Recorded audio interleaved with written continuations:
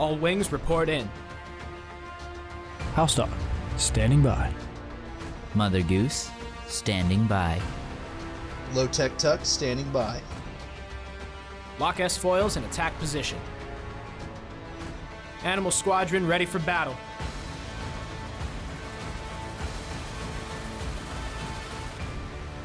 Welcome back, everybody, to the Animal Squadron podcast. This is your hairiest host, Mother Goose. And, as always, your main man, Lowtech Tuck.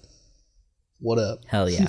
Back at it again in our unidentified ship. Yep. Ready to cause some mischief. In our large dumpster. In our very large dumpster. But comically small for the amount of people we have in this thing. For sure, yeah. I mean, it's currently what? Me, you, Mac, two gonk droids, and then Yariel Poof, and his head's always sticking out. We got to give him a little like astronaut helmet because he can't fit. But it's like an old like cartoon where it's just a fishbowl. Like it's not. Yeah. It's not even a good astronaut helmet either. He like knocks on the side of the ship and we're like, oh, okay, fine. And we open it so he can stick his head in to get some air.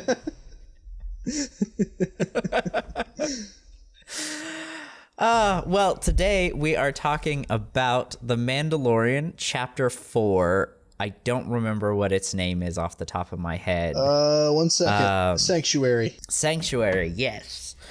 This is kind of the first the first 3 episodes we're all following this arc of Mando finds Grogu and then decides, okay, I'm gonna be this kid's dad, pretty much. This was the first episode where it's just kind of their adventures together. Yeah. Oh, and also it's the first one that doesn't start with him immediately. Yeah. Yeah. Yeah, like whenever it starts, you're like, what the heck's going on? Like, who are these people? Yeah. Right? Just some farmers chilling, and then a lot of them get murdered. Yes. I really liked this opening. Like you said, it was the first one that didn't start with him. But then I also really liked the transition from the chaos going on the farm. Like, it's so noisy with the music and the fighting and the screaming, and then it's just silence with the Mandalorian and Grogu chilling in the ship. And, like, they sit there for a minute. It's just them flying. And then Grogu, eventually starts messing with buttons and we get the, don't touch that. Yep. I don't know. I really liked how they did that transition between the two scenes. Yeah, it's like audio aesthetically pleasing. Like, I don't know. Yeah. And it's a nice contrast. Yeah. Yeah, for sure. Do you have anything on this farm attack, my friend? Just a couple things. The planet is called Sorgan, and as far as I know, this is the one and only appearance of Sorgan. Now, I mean, I'm sure someone's gonna come into our comments at some point and be like, actually, this was in a book written in 1987 or whatever, but I feel pretty confident in knowing that it's a new planet. Feel good about that. Actually, if it's not a new planet, you can always email us at animalsquadron@gmail.com. Please argue with us. Please someone argue with us. Please. And we're begging you. We're lonely. Yeah, dude. I mean, if you have to smell Yariel Poof's toots, I mean, it's lonely and it's stinky in this dumpster. We need someone to entertain us by arguing with us. Exactly. Please. Exactly. But the bad guys, like the Raiders, they're called Clatoonians, which also I think is just fun to say. Clatoonians. I do. I like that. That is fun. And they sound like real weenie-ish, even though they're not. Right.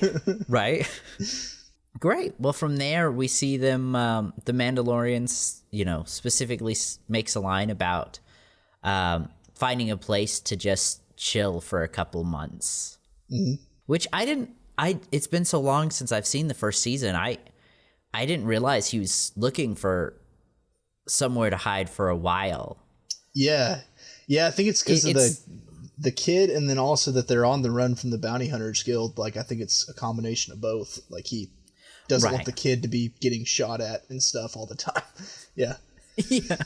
I don't know. It's just, you don't really think about it when you're watching the episodes because it's adventure to adventure. But, I think between episodes, there are chunks where months go by, or between seasons, there are chunks where years go by, but you don't really think about it. Yeah. Yeah. And I will say, even though this is not normally my favorite form of media, that is one thing that I think animes are really good at. Is having like a bunch of time in between big story arcs and kind of letting you see the entire story, which is cool. And I think this is one way that Star Wars tries to do that, and it's also cool. Yeah, for sure. I agree. Now, remind me, what was the name of the planet again? I'm sorry, Sorgan. I know you just said it. Sorgan. Sorgan. Yep. Nice. So I think, correct me if I'm wrong, but I think there aren't any other scenes before they get to Sorgan, right? No, pretty much it starts off hot with the krill farmers and then the Clutonian raid, and then it's quiet in the ship, and then they land, basically. Cool. And then they go to the bar. Yeah, so they go to the bar, and I like that he's sitting, he orders some food for Grogu. And I like that he's like, he's talking to this waitress and he's like, tell me about that woman. She's like, oh, I don't know anything about her. And he hands her a little money. Yeah. Just the classic bribe trope. I love it. Yeah. Because I think later on, he just got paid for a couple jobs that we saw in the first couple episodes. Obviously the Grogu job, but also we saw one before that, the very first episode. So he's got some money now, and it's kind of funny seeing him with a little money where he's just like, here, I'll pay you for information. Or later he sees a lady and he gives her some money and he's like, here, watch the kid, compared to a little later where he just has nothing. Yeah. Well, and also, I mean, I wonder why he has nothing. Right. So I think that here we get our first look at Cara Dune. Yep. Which is a character that I deeply miss. Yeah. I really, really liked her, and whenever I watch episodes with her in it, I really like her a lot. She's actually one of my favorite characters in Mandalorian, for sure. Yeah. But, just one of those deals. Right.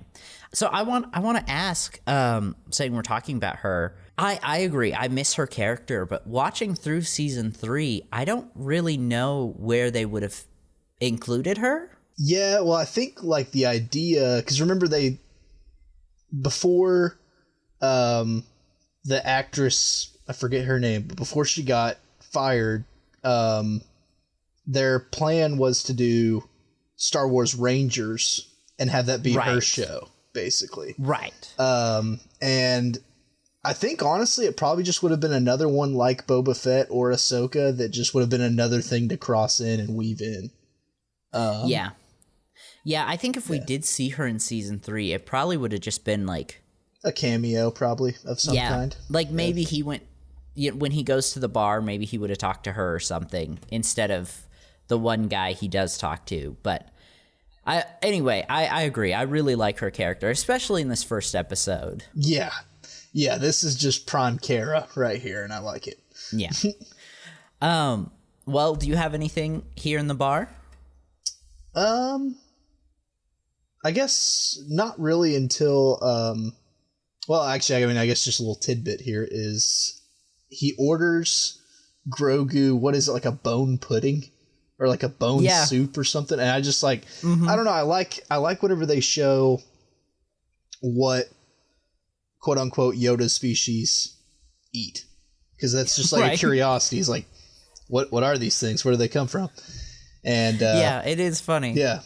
And also, I will say, just while we're on this topic, based on what Grogu eats, I'm pretty sure is the same as what Yoda eats and what Yaddle ate.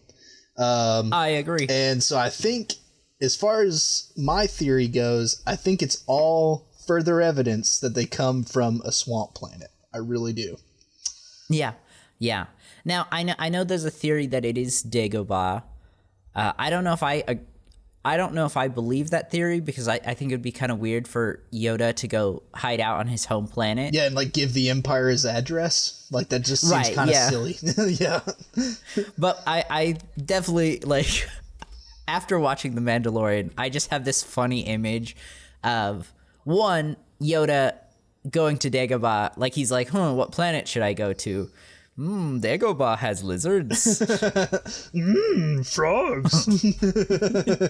But also like maybe a little younger Yoda, like 500-600 years old, just like walking around the Jedi Temple with a frog half stuck out of its mouth. Just munching on it, dude. And like all the other Jedi, like especially the human ones, you know, they're eating more like breads and meats and like cheeses and like, you know, human food. And like they're just looking over at him like, what are you doing? Right. Okay, and from here though, we get our first fight. And I think really our only canonical fight. They have some competitions later, but between Cara and Din. Yeah. Like I know later, like they'll do things like they'll have an arm wrestling contest at some point, things like that. But I think this is their only like fight. Yeah, like where they're actually, but also too, the way that the fight's choreographed, like they aren't trying to kill each other though, like that. Yeah, I don't think so. The way that they fight is almost like they're just kind of feeling each other out, just like who is like. I think they're more like fighting, almost to like get to know each other. Yeah, and I like how that's choreographed. Like it's like, are you a good guy or a bad guy? Right. Like I'm fighting to keep myself alive right now, but I'm not necessarily trying to hurt you. Yeah, like you also might come in handy, so I don't know. Yeah. But also, I'm sorry, Cara definitely hurt her fists. Oh, for sure, dude. Beskar. Nobody's that strong. Just the sounds it made as she hit him, I felt so bad. It's like, ooh, owie. Yeah. And I also I think it's so funny that last little bit where they're on the floor and they both have their guns pointed at each other's head, and I'm like, Cara, I appreciate the sentiment. You are a fighter for sure, but if you both shoot at the same time, you're just gonna get shot twice. This is what's gonna happen. Yeah, yes. You're gonna shoot yourself, and he's gonna shoot you.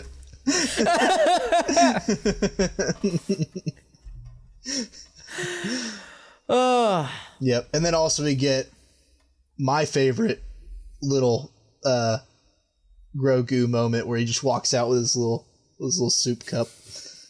Right. Just waddles out and he's just watching. Yeah. Oh man. And just that line, you want some soup? Yeah.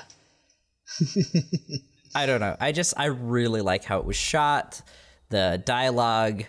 It was just really good. Yeah, and like also I feel like with the fight, and especially at the end though, like there's a nice, honest awkwardness to it. Mm-hmm. Like, hey, I'm sorry, I just attempted to kill you, but you want some soup? Like I like that. This is my son. You want some soup? Yep. You got anything else here before we move on? No, I don't. Great. I really like the conversation they have, and I think the line that sticks out the most to me is they're talking about the New Republic, and she's talking about her past, and she essentially says like, yeah, we killed the Imperials, but then our jobs got switched to putting down riots and protecting diplomats, and that's not what I want to do. Yeah. And again, just a really important line for showing that the New Republic is not everything we hoped it would be. Not everything Leia and Luke hoped it would be. Yeah. Yeah, I think so. Which, Season 3 specifically does a fantastic job of showing the corruption in the New Republic, but I think it's lines like this that build up to it. Like, I think if Season 1 started with that, it would feel weird. But because we have little lines like this, it feels earned. It feels like this is what's actually happening. Yeah, I think so too. And then also I like how it builds up to, because like also in the third season, you can also see that while the New Republic is very good at putting on a brave image, and that they're trying really hard to be the central government to the whole galaxy. They're not big enough or strong enough or have enough money. Like, it's just kind of, and then so I'm sure going back, like seeing that in the third season, you can kind of see too from Kara's side that I'm sure like whenever she was doing like dropship missions and like killing Imperials, going in with like, you know, super surgical type top level soldiers and whatnot, like that felt like she was actually doing something. Whereas now that she's being told to guard this senator, guard that senator, I mean, it probably feels pretty pointless. Just like guard him from what? Like what even? It doesn't even matter. We can't even hold the outer rim. So what's the point? Yep. And I think, correct me if I'm wrong, I think it's Kara in this conversation where she mentions again the Imperial warlords. I think she does. Maybe. I think so. I literally watched this episode. I finished like 5 minutes before we jumped on the call. Yeah, for me it's been over a week, so I'm a little fuzzy on that little detail. But, but anyway, I mean, we know that she knows about them. I mean, that's a fact. Yep. Anything else on this? Not really. I will say the rebel dropship trooper thing, that was a new idea to me before I had watched this. Yeah. And I thought that was really cool. Like basically the Rebel Alliance having their own Navy SEALs. Like I just think that's awesome. Yeah, I agree. They remind me of ODST troopers from Halo. Yeah. Yeah, that's the vibes sick. I got. Yeah. Oh yes, that's what I wanted to say.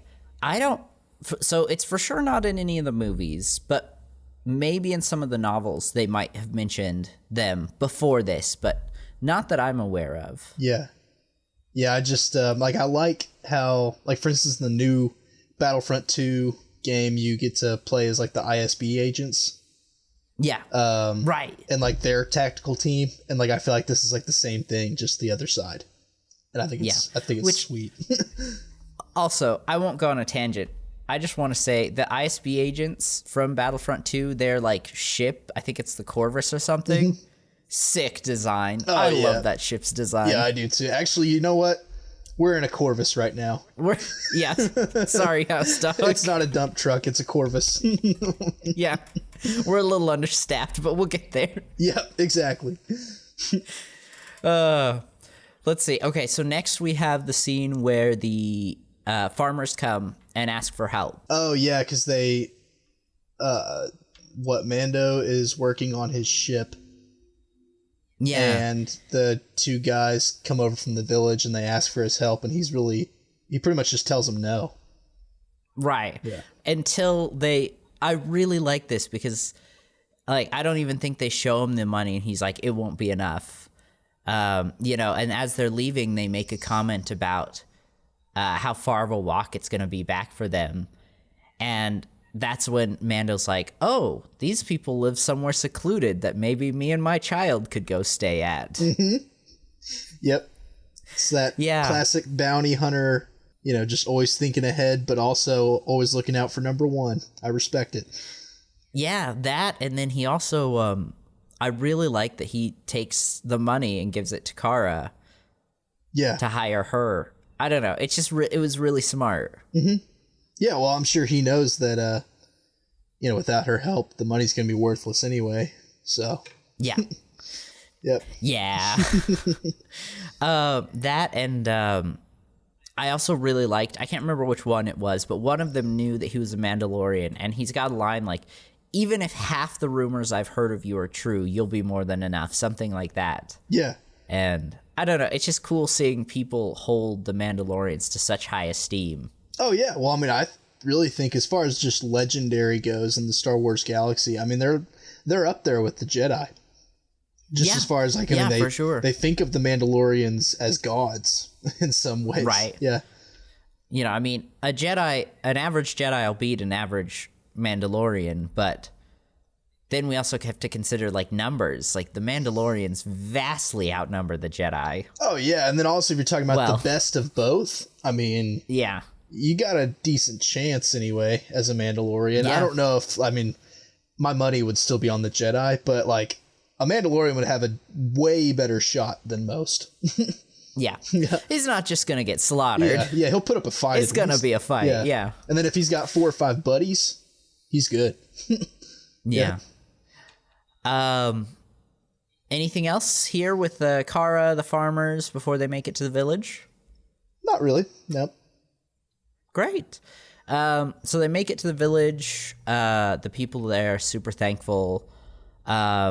Really, everything up to the fight is just kind of them making a plan, right?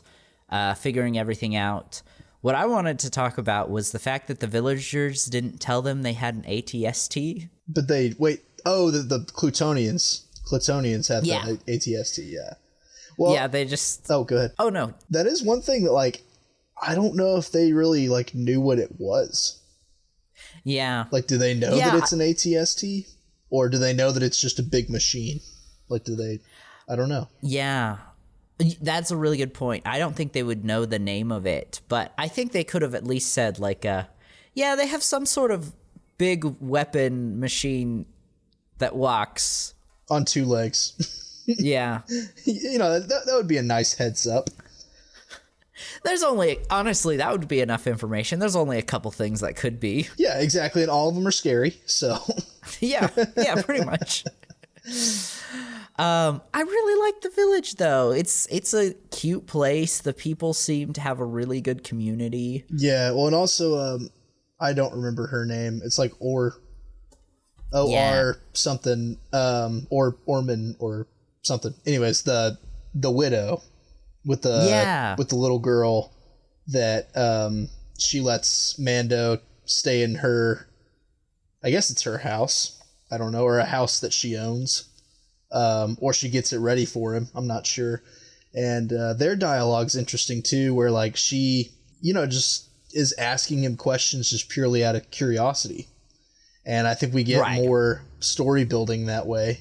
Like, for instance, we find out that, well, we don't find out, but we get, like, the idea gets reinforced that not only is he not supposed to take his helmet off, but he's not supposed to take his helmet off for anyone. Right. And so also, I mean, he even, like, needs to eat alone. He needs to sleep alone. Like, it's just kind of, you know, just more story building, more little details. Yeah, it's really nice how they handle this. Okay, sorry. I brought up the episode on my phone because I knew I was right at the credits. Omira. Omira. Yeah. This episode was really good at just, like, expanding more on the story. Like, Din talked about how, you know, he was happy to keep his helmet on because the Mandalorians took him in, and this is the way. Mm-hmm. Yeah. And also, I think, and this kind of goes back to our Bad Batch conversation, which, if you're out there and haven't heard that, give it a listen. But, you know, like, toward the end of Season 2, how they find that paradise planet, and, like, we were talking about how nice it is to just, like, see them in paradise, to see them in, like, a idyllic kind of place. Like, this kind of gave me that vibe, you know? It was nice to see them have some chill time and see Grogu play with other kids, and right. I just thought it was pretty cool. Yeah. And I can't remember if it's here in the village or if it was at the bar. We actually get to see a Lowtech. It growls at Grogu. Oh, do you? Yeah. I didn't remember that. Yeah, it's a real quick scene. And I wasn't sure if it was a Lowtech or not, so I wasn't going to bring it up. But as I was watching through the credits to get to the actor's name, it showed the concept art for the episode, and 100% that is a Dave Filoni drawn Lowtech. You had to squeeze it in somewhere. For sure. I definitely, remind me before we end the episode, Kara and Din have a conversation about the helmet that I want to bring up. Okay. I mean, do you want to just bring it up now since we're talking about the helmet? Yeah, actually, you know what? That's a good idea. So she specifically says, what happens if you take the helmet off? And he says, I can never put it back on, right? Mm-hmm. And at the end of season 2, we see him take the helmet off, right? It's this really sweet moment. But then he immediately puts his helmet back on. Yeah, he does. But that's also why he has to be cleansed or whatever. Right, yeah. Right. I don't know. I just thought it was funny. He's like, I can never put it back on. Boop. Yeah. Okay, so yes, we see them go off. They search. They find out that there's about 20 bandits, that they have the ATST, and Kara and Din are immediately like, yeah, no, we're just gonna peace out. Mm-hmm. Yeah, it's like, sorry, but you guys are screwed, so deuces. Yep. Yeah. Yeah, and I really like it. I'm not gonna lie, it was a little like on the nose, that moment where Kara's saying like, there's just 2 of us, we can't beat them, and the people are like, well, train us, we'll help you fight. And Din says, you know, after they talk a little bit, he's got a line of, they'll be ready if we train them or something. It's one of those lines that I really liked, and I also thought was a little cringe at the same time. Does that make sense? Oh, yeah. Well, I mean, it's just your typical, like, train the villagers to fight for themselves story arc that we've seen a million times. And that line is, like, something that the hero says every single time. Yeah. It's that or he doubts them. And then they still do it either way. Right, right. So they go through their training montage. Any scenes here that you want to talk about? Oh, yeah. Omira, like, you know, we see that she knows how to use a blaster and is actually very good with the blaster. One thing on that I'd like to know more is, like, you know, is she from whatever planet? Sagan? S-A-G-O in Sagan, right? I know you didn't know either, so I was like, help. It is Sorgan. My bad. Sorgan. Yes, I will do my best to remember. But is she from Sorgan? Or is she a runner too, and this is where her and her daughter found a place to live? The vibes I got is that she's definitely not from this village. I'm not sure if she's from like the planet from somewhere else or a different planet, but the vibes I got was she probably met her husband, they fell in love. He's like, yeah, come stay at my farm. It's this super chill place. Mm-hmm. And then died. Yeah. Another theory I have, actually, real quick, is if she is from somewhere else, what if the way her husband died was in the Rebel Alliance in the war? And that's why she knows how to use a blaster. Oh. T-Nell with the theories. Just a thought. I really like that. That makes a lot of sense. Yeah, and this is just where they ran. Yeah. Yeah, that's a really good idea. Or maybe she fought in the rebellion. Well, I mean, since she knows how to use a blaster, it wouldn't surprise me if both of them did. Her and her husband. Yeah. Yeah, maybe it was one of those things where they're like, hey, we're going to go fight village, watch our child for a little bit. Yeah, who knows? Because she's what, like low teens, maybe 13, 14, her daughter? Oh, I don't even think she's that old. She looks more like 10, 8, 10? 9, something like that. Yeah. And it's only been about like 5 years, I think, since the Empire fell. So, yeah, I don't know. Or maybe they found each other in the rebellion, but she had to stop fighting to raise the child. Yeah, who knows? Either way, she's hella sick with a blaster. Yeah, she is. She knows how to kill. That's what's up. Yeah. Or also, actually, you know, another one is, or maybe she is from that planet and she just grew up hunting and stuff. Oh yeah, that's a possibility, I guess. But then also, why did none of the other villagers know how in that case? That's a good point. I'm not saying. I'm just saying. Maybe they haven't got to the hunting. Actually, no. Don't societies usually start with hunter gatherers and then move to farming? Yeah. Yeah, Yeah, agriculture okay, is like a form of industrialization, pretty much. Yeah, Yeah. I was gonna make a joke that they just hadn't made it to hunting yet. The industrialization. I'm like, Yeah. wait, different steps. But on the other hand, they are krill farmers.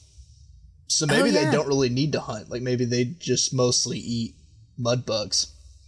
yeah, Who knows? yeah. Well, I think from there, do you have anything else on there before we move on to the actual battle? No, I'm good.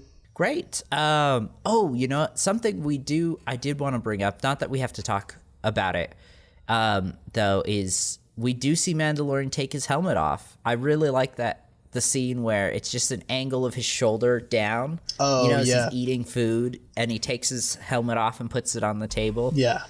Yeah, and we But just also, see the he helmet. was 100%, like, if those kids turned around, they would have saw him in the window. Yeah, absolutely. And they can never put it on again, apparently. Right. Like, it was cinematography wise, it was a really good shot with like the way they framed him and how they put the helmet down, and then like having the kids playing in the background added more motion to it. It looked really good. Yeah. But the logic wasn't quite there. Yeah. Okay, so I have a problem with their plan. Okay, is it the same problem as what goes wrong? Because that's, no. to use a D&D word, that's metagaming, Elijah. That's not fair. That's cheating. So, no, their plan is to sneak in, kill a couple people, get a distraction, bring them back to the village, and then have the ATST fall in a hole that they dug. Yeah. Solid plan, okay? Except for the fact that we see Kara and Din like sneaking through the village of the raiders and then blowing up a building. Why didn't they just sneak in and blow up the ATST? You know what? That is a solid.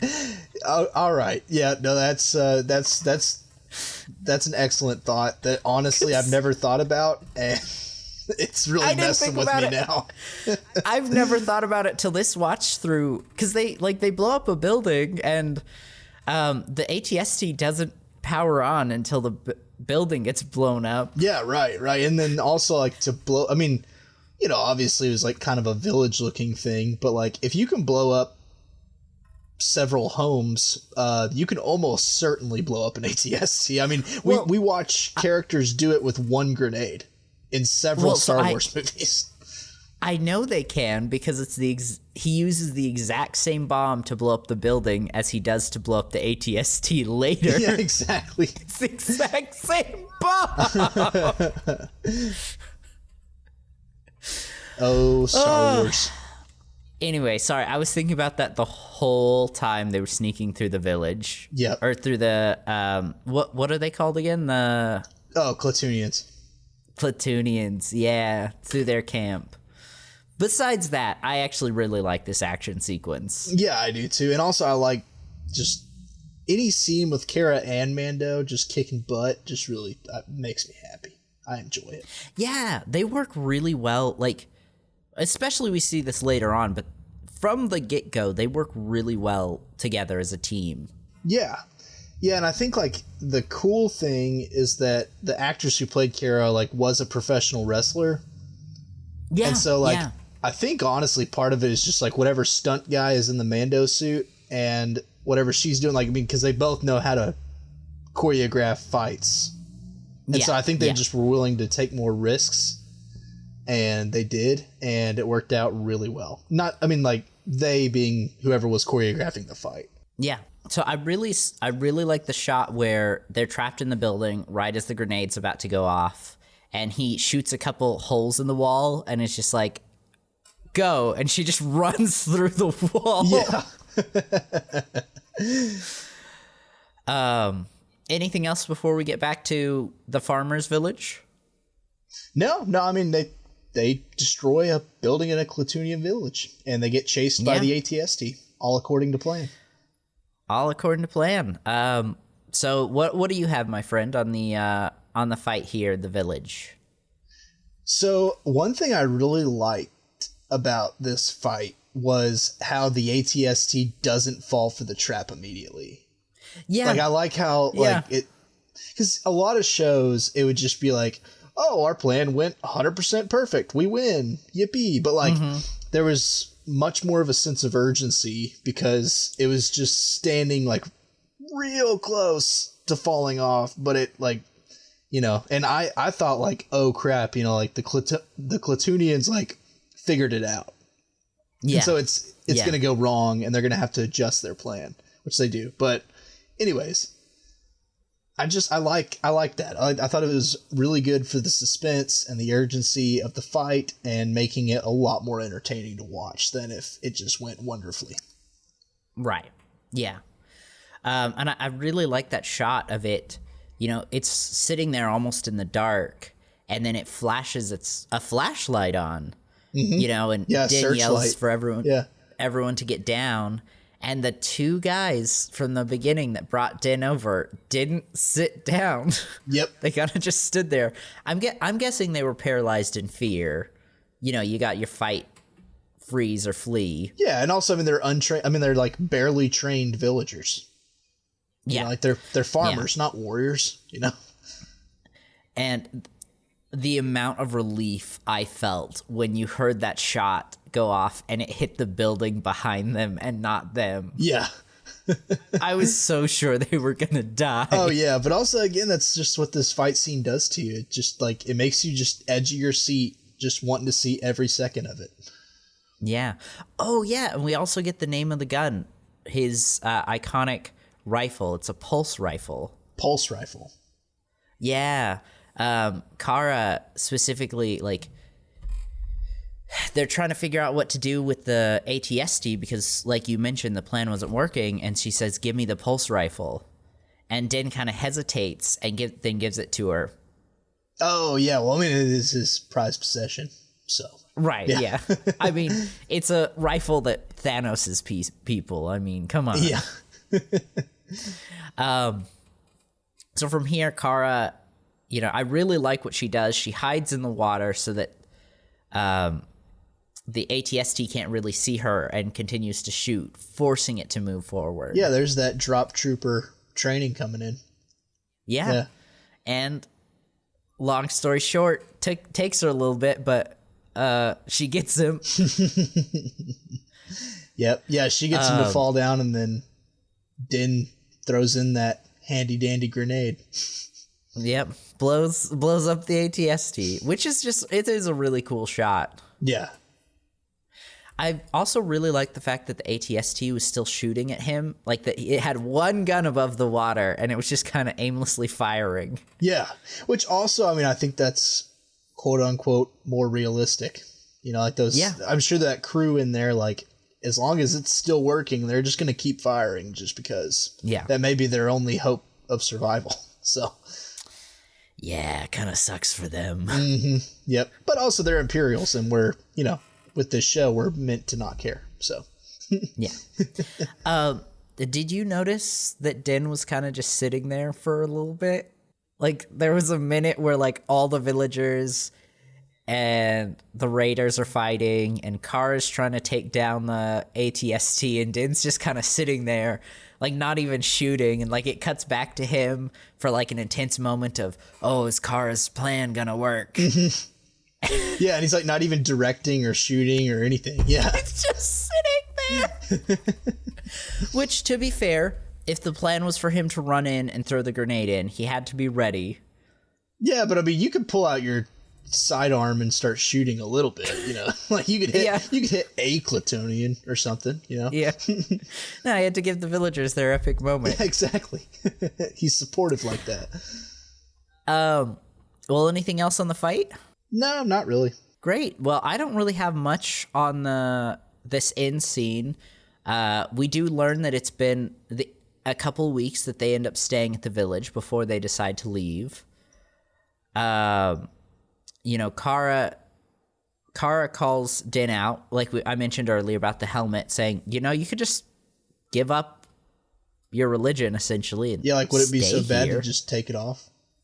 Yeah, take it off have a good and life. settle down with Omira, that you're clearly making googly eyes at, and just be done. Yeah. And you know what? this man is a devout man to his religion. Yes, he is. Yep. And but I don't know. I mean, of course I like the way that the show went past that. Me but too. I do like, I don't know. Sometimes I think it'd be kind of sweet to have seen that. Yeah. Imagine if the Mandalorian was just him being a farmer for the next 3 seasons. On the next episode, the krill are not breeding as fast as we hoped. It's gonna be a bad crop. Listen, most people probably wouldn't, but you, me, and Mac would still watch it. We'd watch it and still talk about it. Yeah. Man, can you believe that Grogu failed his math exam? What an idiot. What do the directors think they're doing? Grogu is obviously super smart. I mean, the little boy's Jedi, obviously. Yeah. And then 2 last things that I have. Omira almost takes the helmet off, and like she gets it surprisingly far off his face. Like not far at all, but surprisingly far based on, you know, Din and his religion. Like I definitely think there was a moment he was considering it. Oh yeah, no, in fact I think there was a lot more moments of considering it and just like a final thought of just like, no, I can't, was what made him hesitate, you know? Yeah. Yep. Because I really do think that he was making googly eyes at her the whole time. Oh, for sure. Yeah. Like they were making googly eyes at each other. Yeah, for sure. Yeah, they both thought each other was hot. Definitely. And I mean, he was staying at her house. Yeah. Oh, definitely. Yep.